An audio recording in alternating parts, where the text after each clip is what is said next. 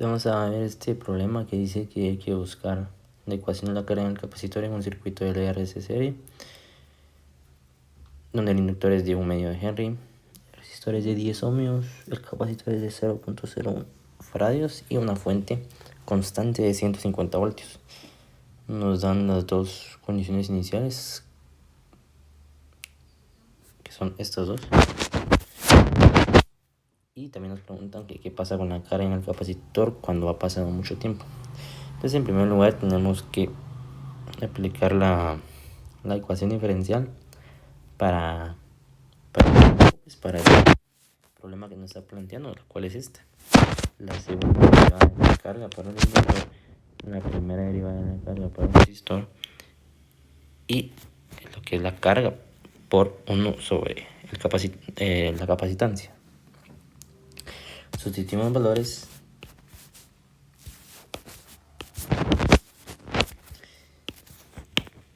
y entonces como primer punto vamos a encontrar la ecuación del estado transitorio, es decir, la ecuación homogénea asociada.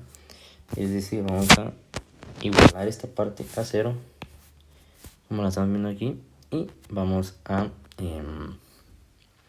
aplicar el método de las P's, ¿no? Es decir, vamos a hacerlo como que si fuera una ecuación cuadrática del álgebra normal. Vamos a sustituir donde está la doble prima por una P al cuadrado, la prima por una P y la que solamente no tiene una prima, sino que es la función por su coeficiente. Vamos a aplicar el método de coeficientes constantes. Entonces, aplicando esta en la fórmula general o en una calculadora, nos dan las dos soluciones para las P's, que es P1,2 es igual a menos 10 más menos 10i, números imaginarios. Entonces, tenemos que introducirla en la siguiente forma: e a la menos 10t. Este menos 10 es la parte real de las dos soluciones. En este caso, como es repetida, se coloca una vez, por la constante C1 por el coseno de la primera solución imaginaria más C2 seno por la segunda solución imaginaria, que en este caso las dos son 10, entonces se coloca 10, y la variable independiente que es t.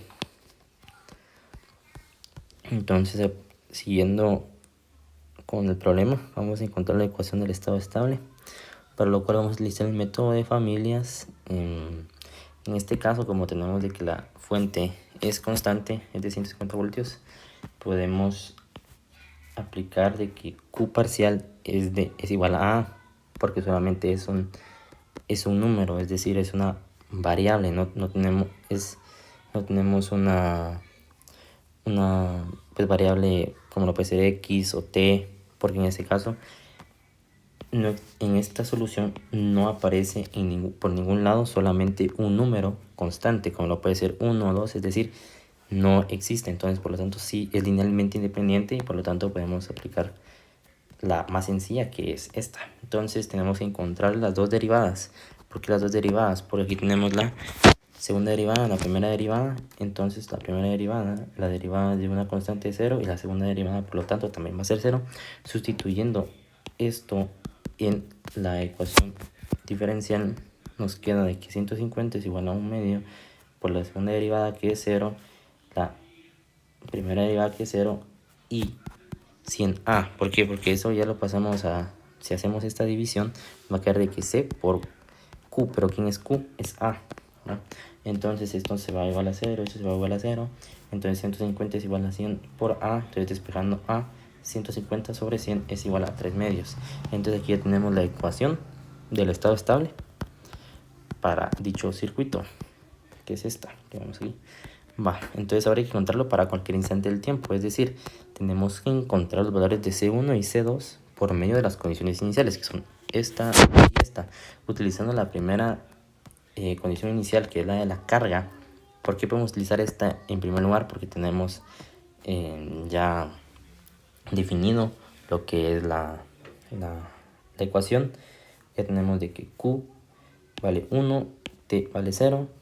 Entonces, sustituyendo aquí el 1, donde están las T, introducimos, las cambiamos por ceros, esto es igual a 1, esto es igual a 1, esto es igual a 0 y 3 medios se queda constante.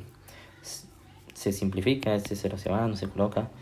Entonces, haciendo ahí el álgebra, nos queda de que C1 es igual a menos 1 medio. Y ahora, la segunda ecuación, perdón, la segunda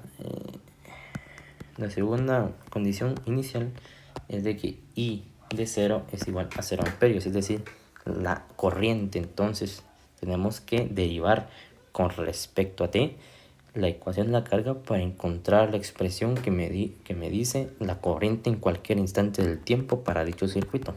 Entonces, derivando, aplicando la regla de la multiplicación para las derivadas, el primero derivado por el segundo sin derivar, más el primero sin derivar por el segundo derivado, y aplicando la condición inicial que nos dieron y simplificando, nos queda de que C2 es igual a menos 1 medio. Después de un poco de álgebra, que es toda esta parte, ¿no?